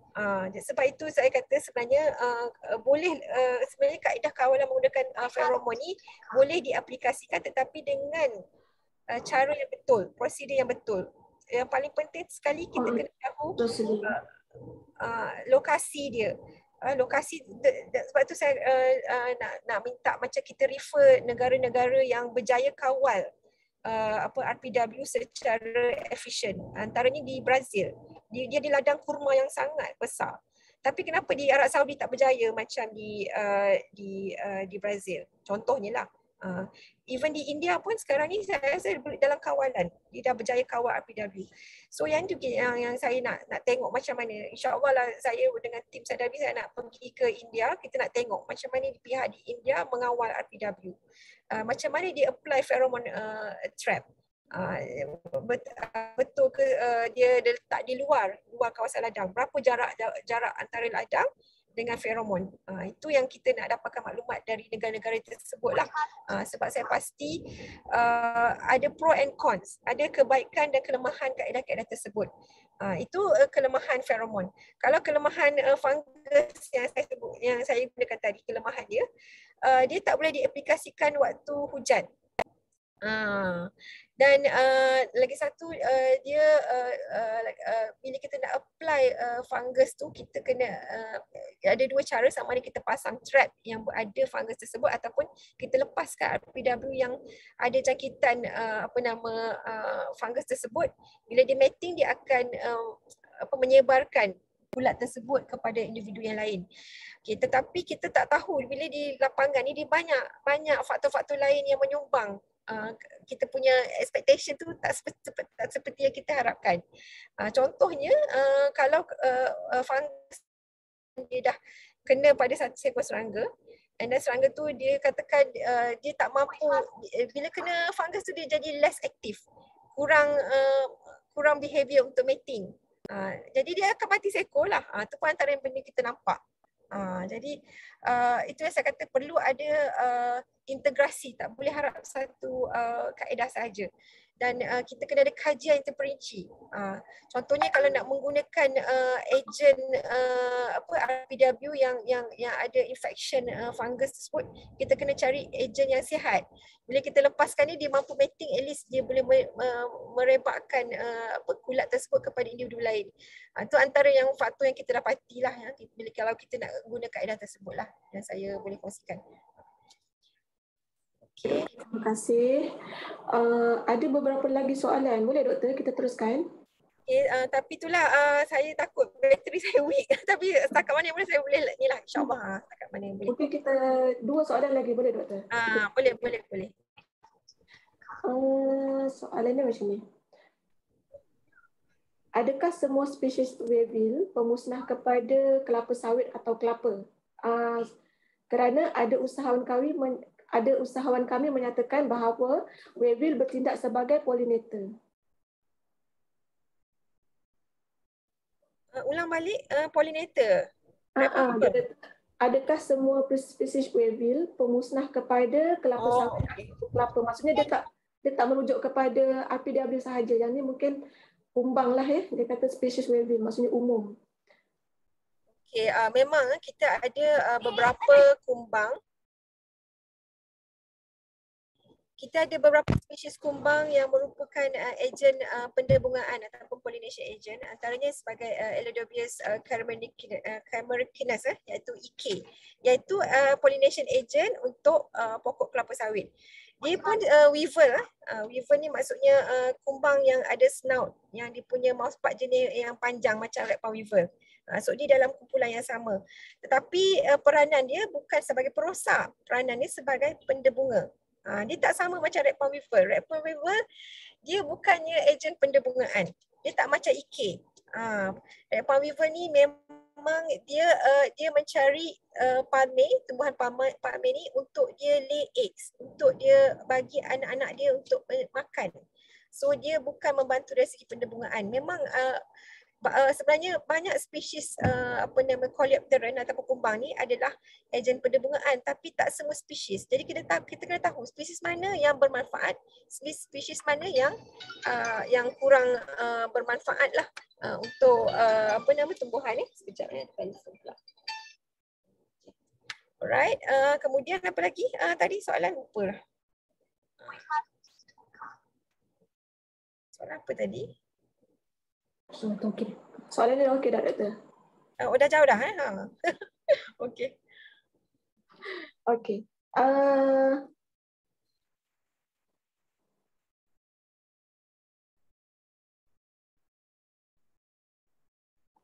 Okey.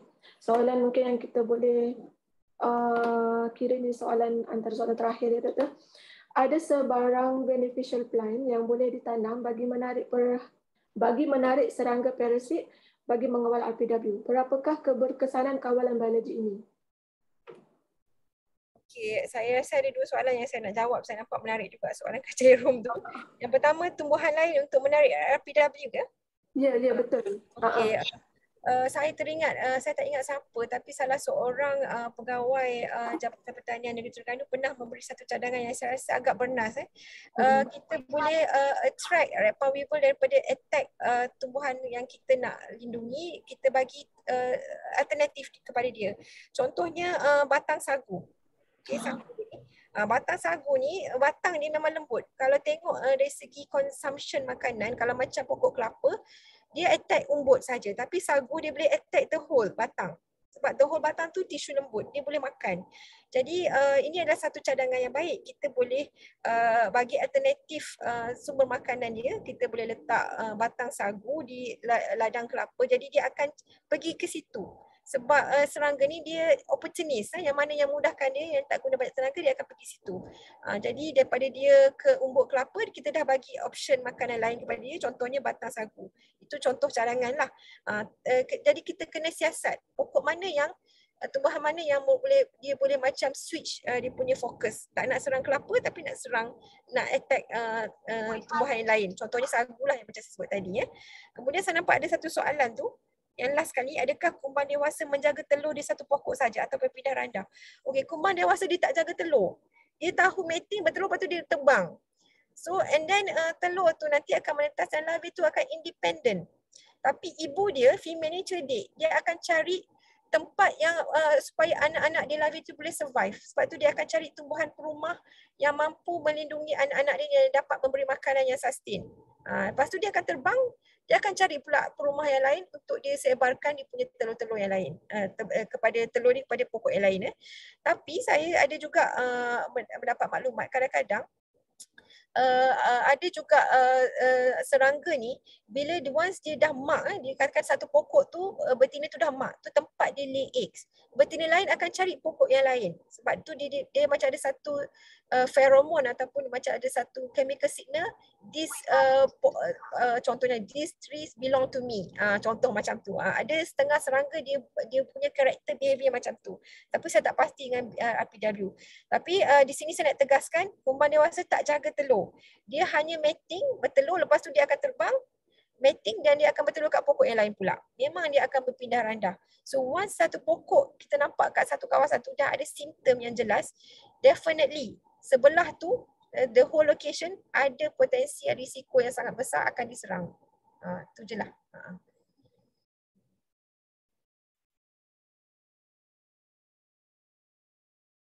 Okay, Doktor, terima kasih.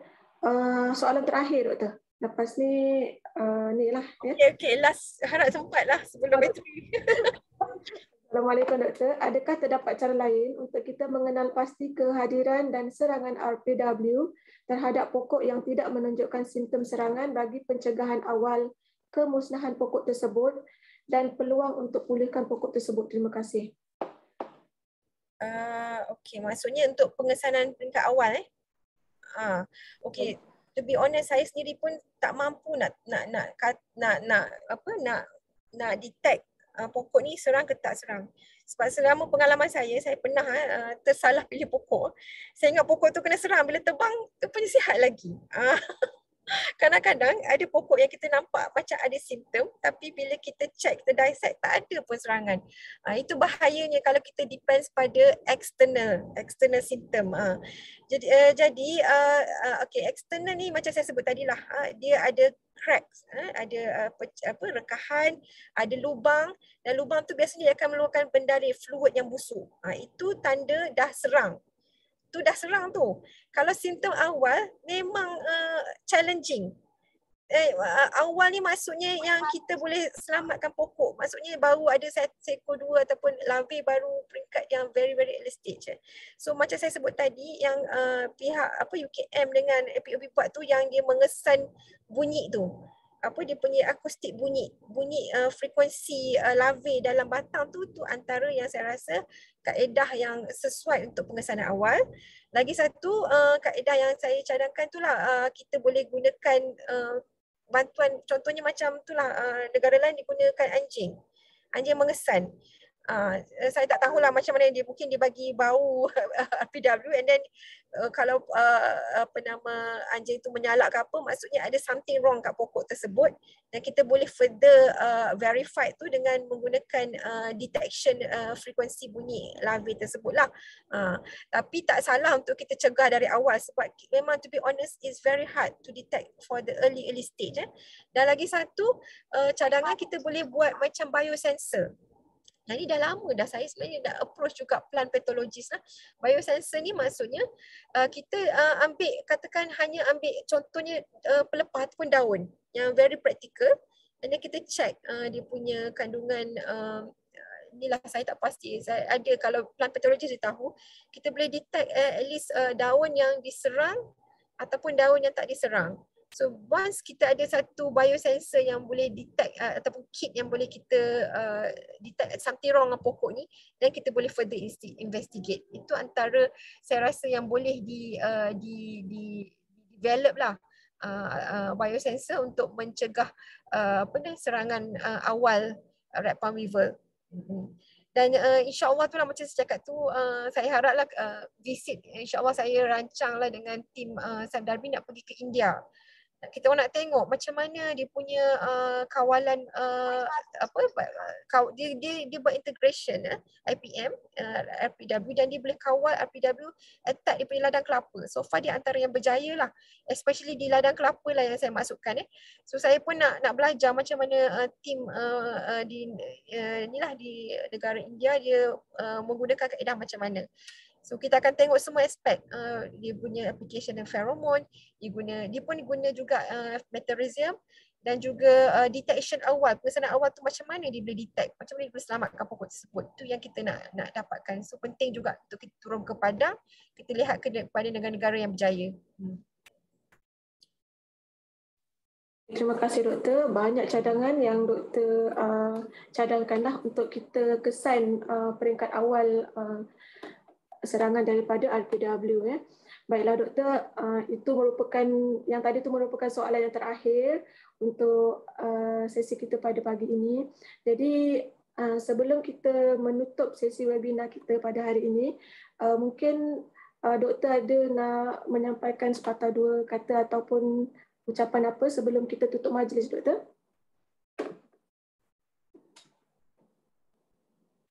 Doktor? Sorry, lupa. Rasanya macam okeylah. Saya punya hasrat lah, sebab untuk makluman semula, saya habis PhD terus saya buat kajian rat palm weevil. So saya habis PhD 2010, 2011 officially buat. 2011, 2022, almost 10 years. So memang sebenarnya bukan mudah untuk kita mengawal serangan rat palm weevil ni. Yang penting kajian asas fundamental. So bila saya buat kajian dari segi asas, contohnya life cycle, dia punya molekular, dia punya morfologi, dia punya tabiat pemakanan. So semua-semua tu sebenarnya memberi satu maklumat penting untuk kita further develop kawalan seterusnya. Jadi memang memerlukan masa yang agak lama, tapi sekarang ni kita dah almost dapat satu kaedah menggunakan kawalan inilah meteorizium ataupun entomopathogenic fungus di lapangan. Cuma macam saya sebut tadi, kita perlukan satu verifikasi ataupun tempoh nak verify betul tak kaedah ni berkesan bila kita cara kaedah macam ni. Sebab banyak kekangan bila kita guna biocontrol agent di lapangan. Dia tak semudah kalau guna kawalan kimia. Kawalan kimia ni memang kita nampak very fast dan kita nampak kesan tu sangat cepat. Tapi biologi ni dia perlu satu tempoh masa sekurang-kurangnya 1 tahun untuk kita nampak dia before and after. Ada tak drop dari segi population. So yang ni yang saya tengah buat dengan bantuan Jabatan Pertanian Negeri Terengganu. Kita akan kongsikan bila kita dapat hasil dapatan tersebut lah. Cuma nak maklumkan di sini, kalau macam yang kajian ni memang sebenarnya sangat mencabar, dalam tempoh 10 tahun ni pun masih belum kita nampak kesan yang positif, tetapi kesedaran tu dah mula meningkat. Kesedaran meningkat di kalangan petani-petani, juga pegawai-pegawai, dan ada juga setengah kerajaan negeri dah mula nampak impact dia, especially terhadap ekonomi. Jadi yang penting kesedaran dan kawalan dan proaktif dan langkah seterusnya perlu ada sentiasa ke hadapan, dan kita perlu collaborate. Collaborate ni bukan sekadar di dalam negara, di luar negara pun perlu ada, supaya usaha yang kita buat ni tidak dianggap sia-sia, tapi yang penting kita tahu yang tepat, yang betul bila kita dapat maklumat dari sumber yang kita boleh percayai lah. Contoh macam tadi itulah, kadang-kadang collaboration dengan luar negara ni sebenarnya lebih membantu kita untuk memberi apa nama yang sepatutnya lah, aplikasi yang sepatutnya. Mungkin selama ni saya buat salah. Saya selama ni patutlah tak jadi, saya tersalah buat. Jadi itu pentingnya pendedahan dengan collaboration dengan semua pihak. Jadi saya harap kerjasama dari semua pihak perlu untuk kita membendung serangan Rapid Weaver ni. Okey, harap inilah berpuas hati, dan saya minta maaf jika ada kekurangan di pihak saya lah, especially internet. Dan saya punya presentation ni kalau tak agak kurang ke apa, saya minta maaf, sebab semua kelemahan tu dari pihak saya sendiri. Kebaikan tu, kelebihan tu dari Allah SWT. Dan saya ingin ucapkan ribuan terima kasih kepada Jabatan Pertanian kerana sudi menjemput saya lah sebagai panel penceramah untuk webinar kali ini. Itu saja dari saya. Terima kasih Doktor. Baiklah, dengan berakhirnya sesi soal jawab dari penceramah kita tadi menandakan kita sudah berada di hujung program. Terima kasih juga yang tidak terhingga diucapkan kepada penceramah kita, Profesor Dr. Wahizatul Afzan binti Azmi, kerana beliau sanggup meluangkan masa untuk berkongsi ilmu yang saya fikir sangat-sangat bermanfaat ilmu kita pada hari ini. Semoga apa yang beliau kongsikan pada hari ini dapat menambahkan lagi ilmu pengetahuan kita berkaitan dengan simptom, faktor dan juga cara pengurusan atau cara kawalan terhadap perosak kumbang merah parma RPW. Tidak lupa juga sekalung tahniah dan jutaan terima kasih buat para peserta webinar yang masih setia hingga ke penghujung program. Diharap dengan perkongsian ilmu dari penceramah kita dapat jadikan sebagai rujukan dan panduan untuk tuan-tuan dan puan-puan sekalian. Saya mewakili urus setia webinar ingin memohon kemaafan sekiranya terdapat sebarang kesilapan yang kami telah lakukan sepanjang webinar ini berlangsung. Sesungguhnya yang baik itu datangnya daripada Allah Subhanahu Wa Taala, dan yang buruk itu dari kekilafan kami sendiri. Akhir kata dari kami sekian, wabillahi taufiq wa hidayah. Assalamualaikum warahmatullahi wabarakatuh. Terima kasih kepada semua peserta. Peringatan lagi sekali kepada semua peserta boleh mengisi link kehadiran bagi mana-mana peserta yang masih belum mengisi borang tersebutlah untuk tujuan sijil penyertaan. Terima kasih semua.